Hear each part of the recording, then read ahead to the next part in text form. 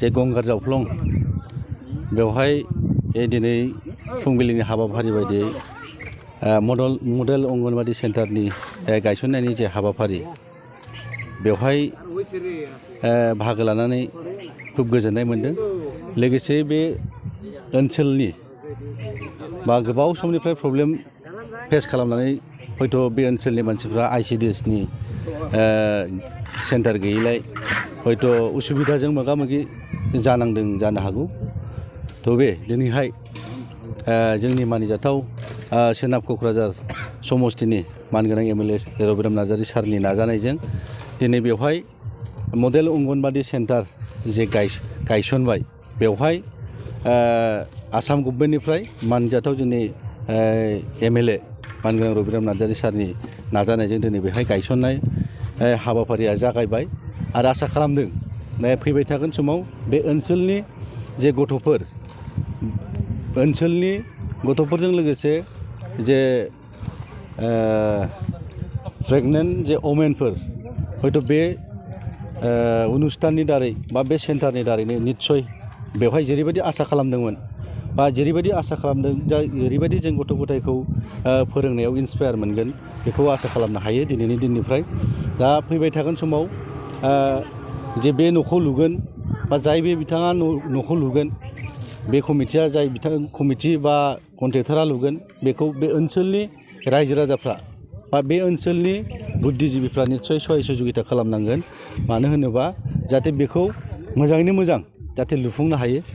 नङाबा मालाबा जोङो नुयो बा खोनायो जे इथा खावो लहा मालाबा सोरबा लानानै थाङोनो जाहाथे बेबायदि परिबेसा जाया बे ओनसोलनि आङो गारजेन बिथांमोनखौ खावलायबाय जाहाथे बिथांमोना गावसोरनिनो सम्पति बा गावसोरनिनो एसेट्स हिसाबै बिथांमोना जाहाथे मोजां नोजोर होनानै जेरैबायदि एस्टिमेटआव दं जे जेरैबायदि गभर्नमेन्टआ लुफुंजानो लुबैनाय जे एस्टिमेटआव होखानाय दं बेखौ निस्सय बे ओनसोलनि रायजो राजाफोरा नायफानानै लुफुंनानै लागोन बेखौ आङो लानो थाखाय आं बिथांमोनखौ खावलायबाय।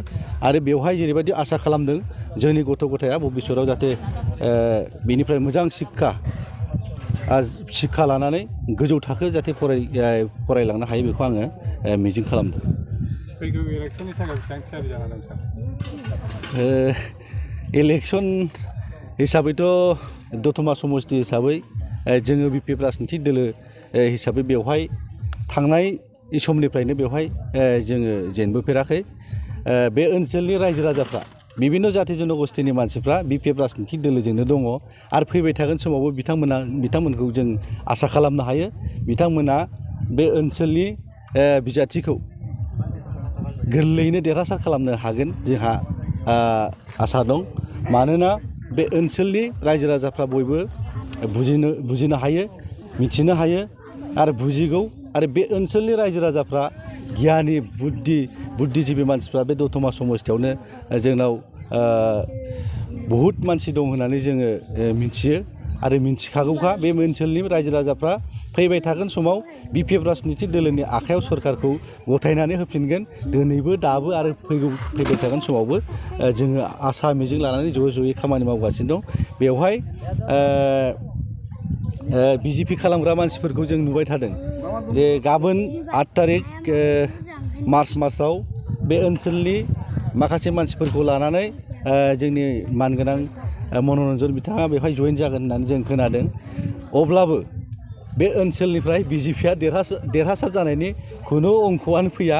बिथाङा बेवहाय देरहासार जानायनि मिजिं बा आसा खालामनानै बेहाय इलेक्सन गेलेनानै बिथाङा लाब गैया।